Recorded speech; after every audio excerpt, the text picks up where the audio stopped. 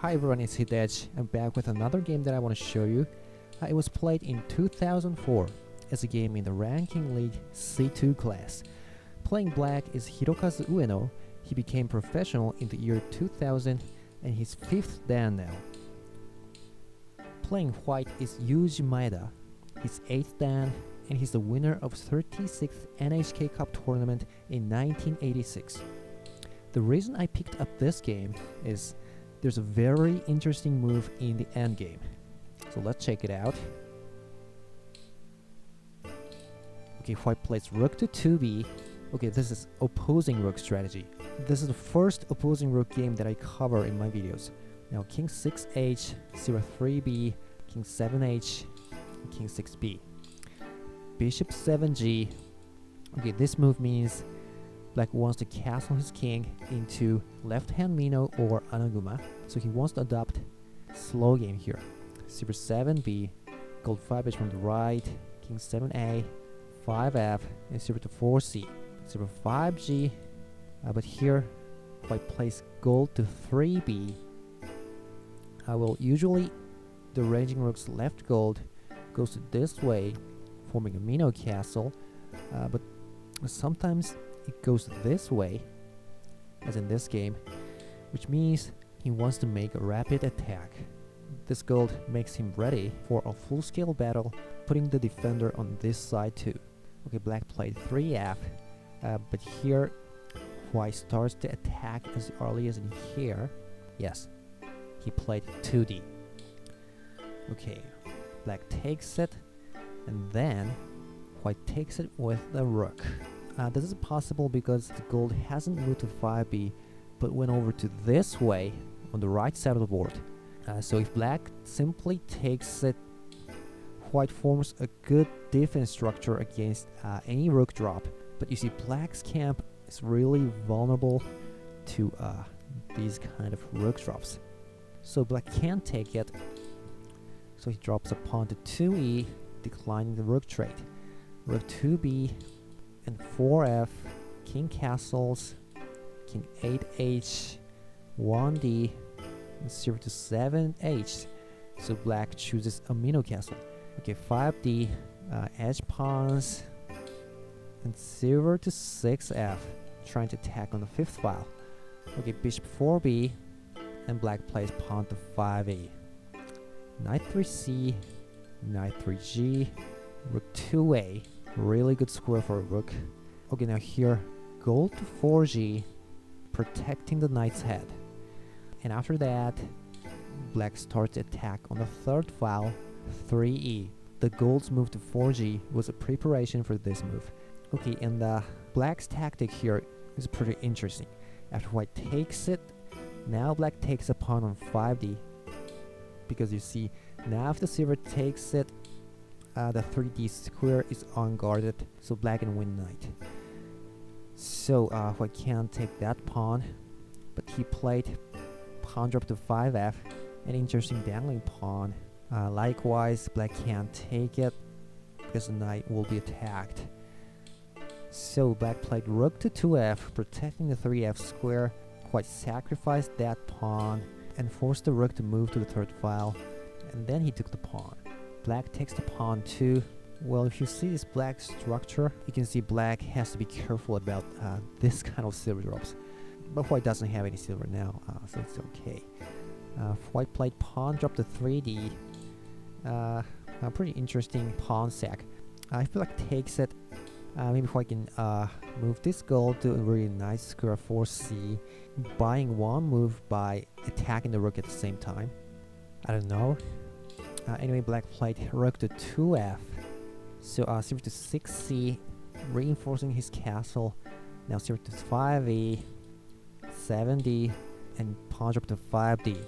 The gold comes over to 4c. Now black can go ahead and attack that gold like that, but he didn't do that. Instead, he played 4e, and after this knight trade, he dropped a pawn to 4d.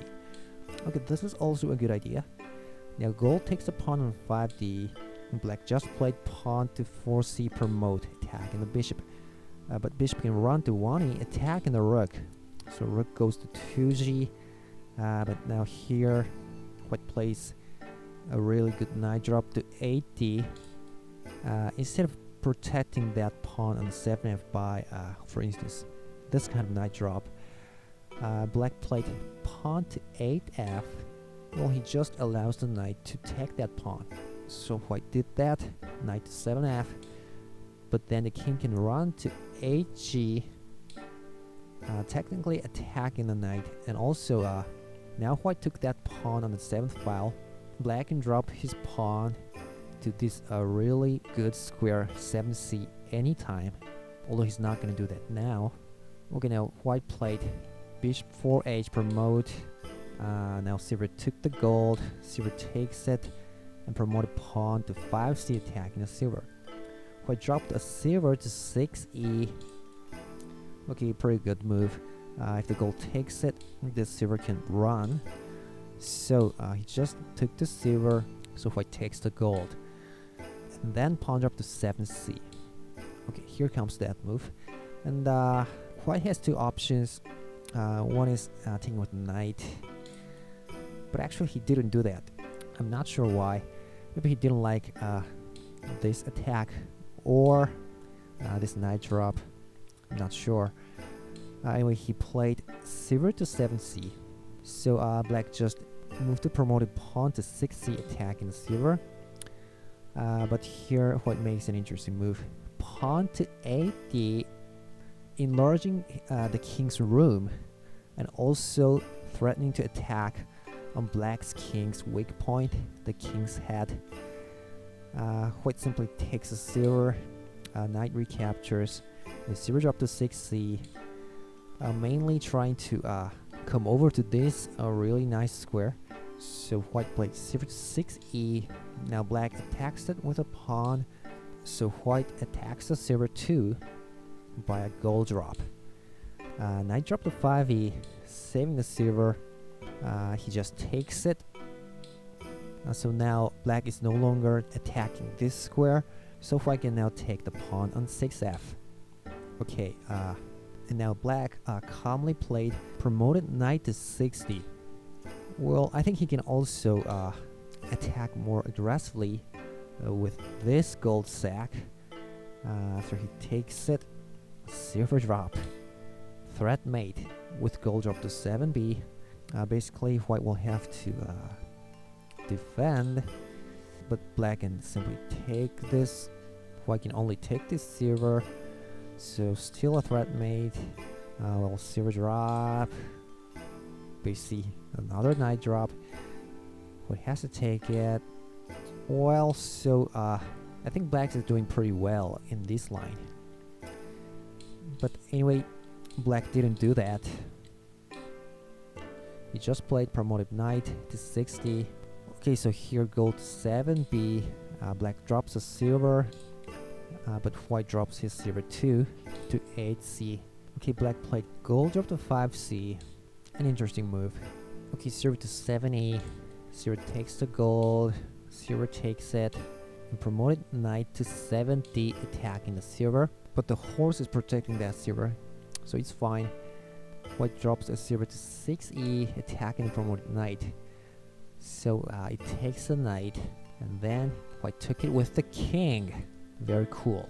If he takes it with the silver, this gold can approach, making a threat mate.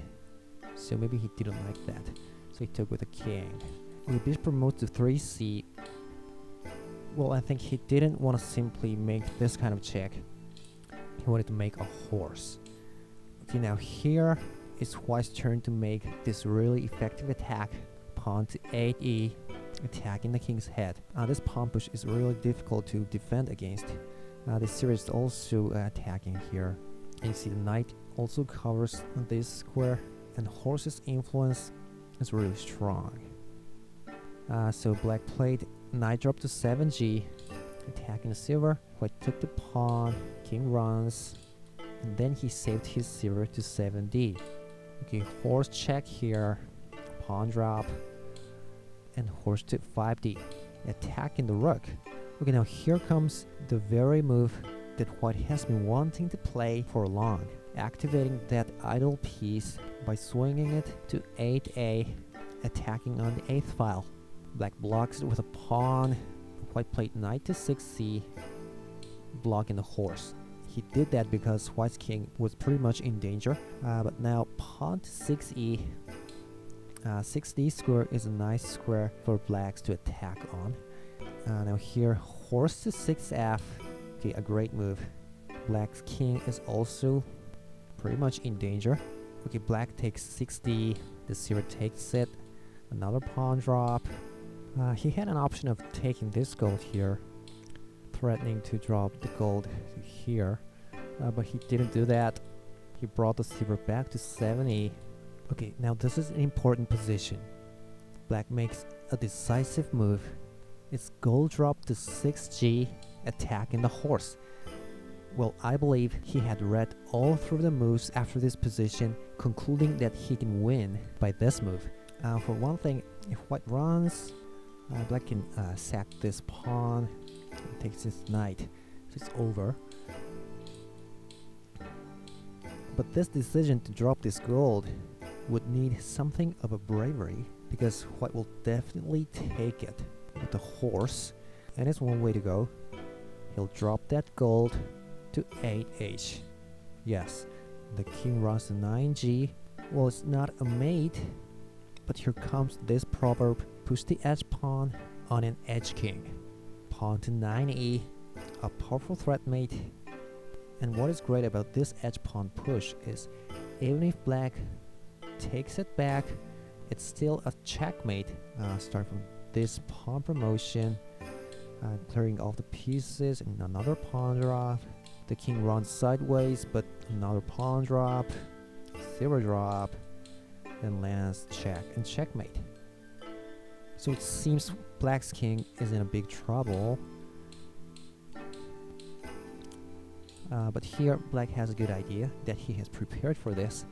It's bishop drop to 6b, checking the king, and after the king runs, look at this, the bishop protects the 9e square. So after that, black took the pawn on 9e. Well, seems a good idea. However, the thing is, if we read through the moves more deeply, you will find out this bishop drop is not really working, because you see, if we can just go ahead with all those moves, and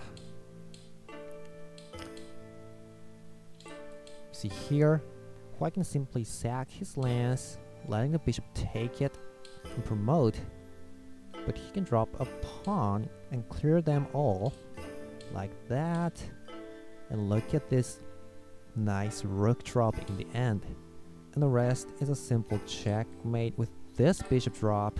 See, checkmate. So actually, even if black protects the 9e pawn by the bishop, it seems this king, the black's king, is still in a mate.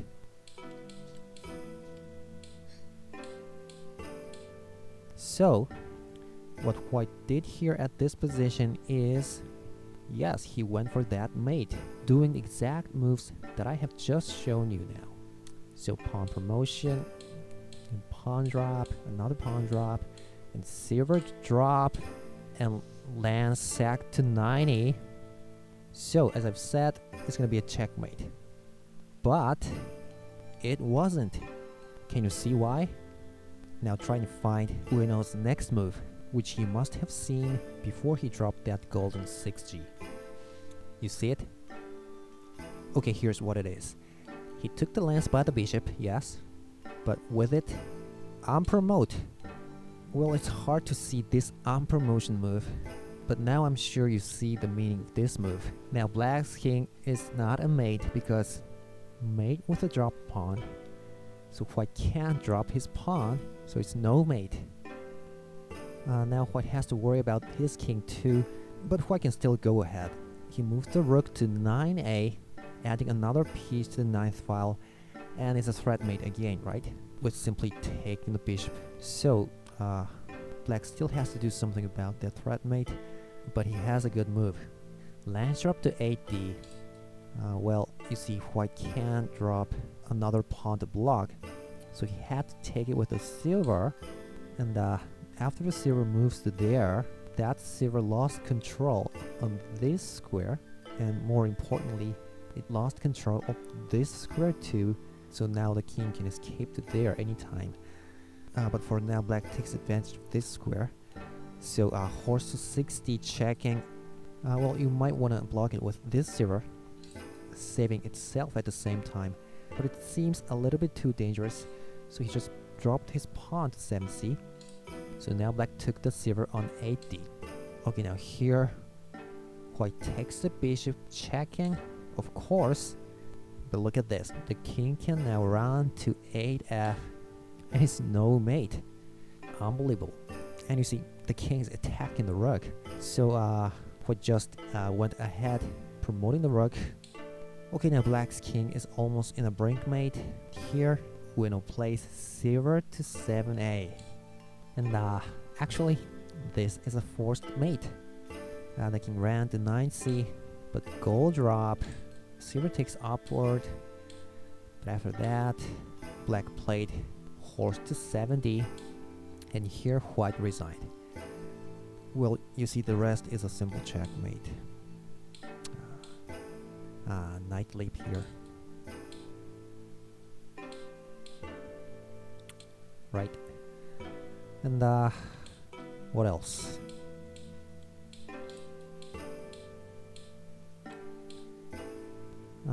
Well, if the king runs this way, black can rip off this silver here, so it's also mate. And what if he takes this silver? Well, then gold drop, king runs, and you can take this silver. And well, how about this silver sack here? And take the knight. Oh, by the way, sacking the horse first here will also work. But let's say you drop the silver first. And well, simple. Knight drop. Checkmate. Okay, so it was a great bishop arm promotion move made by UENO. Hope you enjoyed seeing this game. I'll be back with another game real soon. Goodbye.